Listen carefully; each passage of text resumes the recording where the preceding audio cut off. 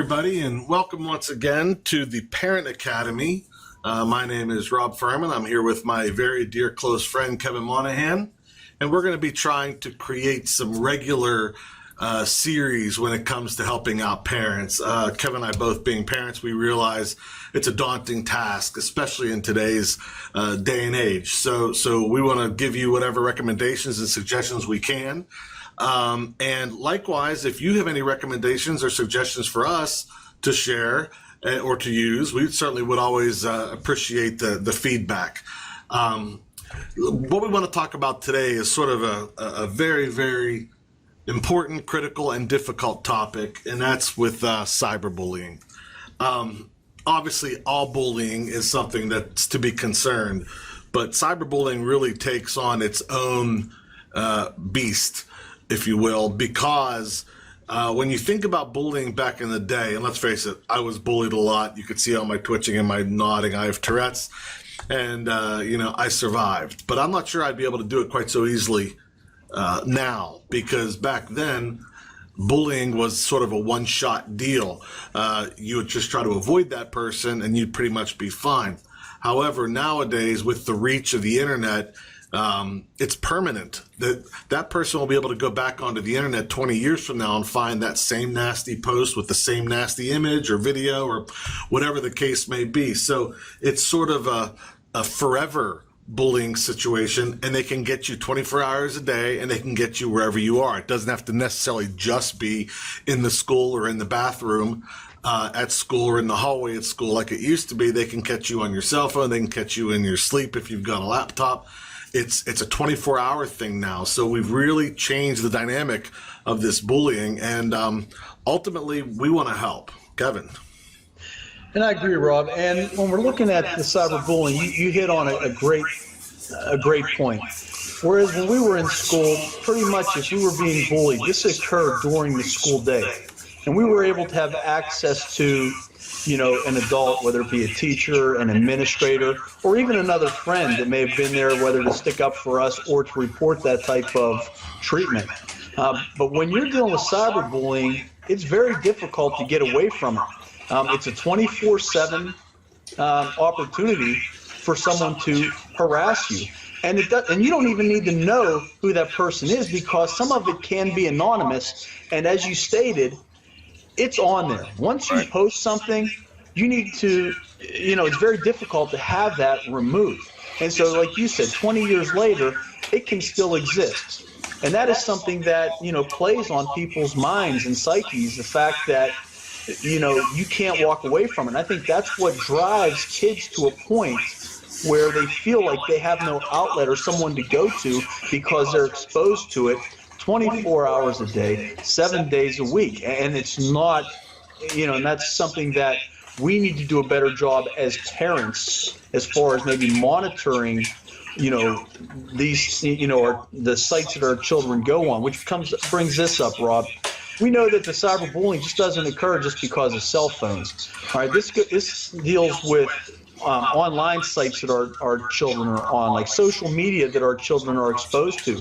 Granted, these are all super tools, excellent tools of communication, keeping in touch with our friends and seeing what's going on in our lives. But too many times, and I'm going to let you talk about this, Rob, too many times these types of social media are abused, and it has a horrible effect on children and even adults in some cases. You want to take that, Rob? Yeah, and this becomes quite a broad topic, and we're probably going to have to break this down into a couple series. Because really, you're looking at it from a multitude of angles. You're looking at it from the victim. You're looking at it from the bully. You're looking at it from the online social media side of it, and you're looking at it from the physical face-to-face side of it. So there's really four elements to this that's really become pretty dramatic. So the question you had asked about the social media, social media is a nice platform to interact. If used the wrong way, obviously you're going to have problems. And the worst part about it with social media, and really we've seen it even in this election, and we kind of have this, it's a real big trend right now about fake news. all because a kid writes about it on social media doesn't mean it's true. And I think our society as a whole, kids included, have gotten to the point where they don't even fact check anything anymore. If you could pretty much say whatever you want negative about somebody else on social media, and it just automatically becomes a fact.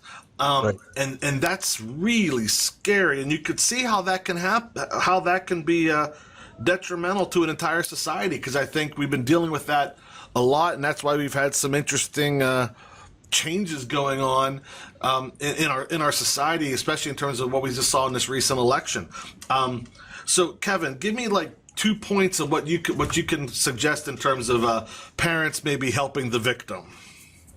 Well, honestly, first of all, Rob, as well as I do, we watch or we monitor what our kids are doing online, right? Right. And if we were to see something, so what are some things that we would do? What steps would we take immediately in order to help that victim? Well, first of all, you need to report that. If it's happening online, let's say a Facebook or something like that, you need to notify Facebook about what is going on so that they can take a look at it and they'll deem it whether it's appropriate or not, or even shut that account out so it doesn't, so it won't, continue. Also, depending on how severe it is, you may even have to get law enforcement involved. Typically, when schools are involved, that's when it comes into the school. So when people make threats outside and there are children here at the school, as well as I do, we need to intervene at that time. And that's when it really becomes, a school issue, when it actually enters our four walls. But law enforcement is one thing. If there are threats or any kind of harmful comments made, it's always good even to notify them so that they can have a file that they can always refer to if something like that would continue. I also said reporting cyberbullying to schools. It's so important. How many times, Rob, have we received reports and this has been going on for 4 or 5 months? We need to know about it early enough. Right. So that we can deal with it. Right. And we have things in place. We have an acceptable use policy that we go over with all of the kids, and we teach them and we tell them, what's acceptable and what's not. We teach it in our computer classes. But those are things that we try to give our kids that toolbox where they can go to. Parents, we're giving you this academy, as a resource so that you know what steps you have to take in order to help your children or a victim of bullying out of that situation. What do you think, Rob? Right. Yes, everything you're saying, obviously, I agree with. And it's not just our school. I think these issues are something that could help any parent with any child in any school district that's dealing with these cyberbullying issues. I'm pretty sure every principal wants to know what's happening so we can help. A lot of us have curriculums inside the school so that we can help. The one thing that I find tricky, and I know I talk with a lot of parents about this, is sort of that fine line between overreacting and underreacting. Because there are so many parents that say everything is bullying, and it's not. I mean, there's a difference between bullying and some kids saying something maybe not nice about your child one time. You can't, not everything is bullying. But on the other hand, you don't want to underreact either and say, oh, it's just kids being kids, it's just kids being kids for 2, 3, 4 months, and all of a sudden it's a big issue. So as a parent, that's really hard. It's really hard to find that line that you're going to walk between not overreacting but then not underreacting either. As a general rule, I make sure I talk to my own children, fairly regularly about this stuff. And, if I hear the same name pop up more than 2 or 3 times, then I'm on it. If it's a one-time thing, then it's a one-time thing. But I'm also talking to my children every single day. So that open line of communication for the victim is so important that if they don't feel that they have it, there's no way they're going to get the information. And bullying is the silent trip, because at the end of the day, you can whisper something, you could say something, and nobody could hear it or see it. And even in social media, it can be hidden fairly easily too. Yes. Kevin. And I agree with you, Rob. And that's the biggest thing. I mean, as administrators, we want to know about something, early. We want to hear, like, this has been going on for 5 months or 6 months. Listen, it's better to err on the side of caution than it is to allow something to continue. Because this is when we start to see students withdrawing, in classes, or having behavior issues, or skipping school, or experiencing, just tardiness, not wanting to be in school because of this. So we as administrators, if we can identify the problem early enough, we can intervene, and thus helping that child. Absolutely. We're at about the 10-minute mark, which everybody who does video podcasting knows that any more than that, and we're going to lose you because it's hard to sit here for 10 minutes. So we are going to continue with this conversation. I think we're going to probably do our next session, our next episode, also on bullying and cyberbullying. I still think we need to get to some specifics about how to help the victim, and some specifics on what if your child's the bully. And both of those can be pretty tricky.